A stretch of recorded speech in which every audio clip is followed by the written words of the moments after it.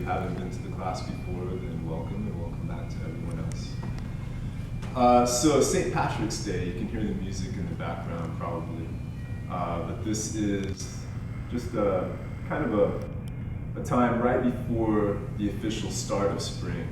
And this time of year, with all the cherry blossoms and all the apple trees starting to bloom and the daffodils coming up, and there's all these blossoms and fragrances and everything just kind of coming back to life. And even today, even though we're having some rain, it's also mixed with some sunshine. So there's this just amazing lighting, and everything just feels like, well, to me, it feels a lot lighter. It's easier for me to get up in the mornings. My practice is just fluid, and it's easy to get going and kind of continue the energy throughout the day, just with the longer days and the warmth that comes this time of year.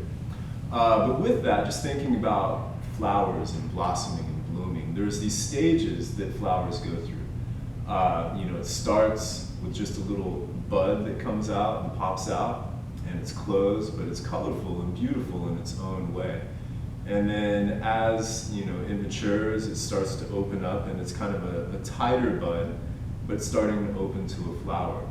And then there's the kind of the peak of the blooming where it's fully open, but still retaining all of its vibrancy, its color, and integrity. And then there's, as it starts to open even more, it's still just as beautiful, but the petals start to peel back, and a few of the petals will start to drop.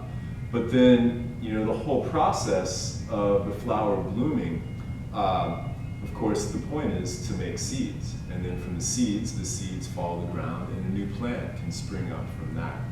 And that cycle of the flower is really, I feel, symbolic in a lot of yoga poses and a lot of sequences in yoga. And there's a few poses that we go through that it seems like one pose, but it's actually different poses connected. And so I'm going to break down a few poses that we do a lot in class, but I'm really going to slow it down so you can kind of get the sequencing. And it's kind of like a flower that's blossoming. There's the different stages, the bud, the opening, and even more beyond that. And so let's go ahead and just start by closing our eyes.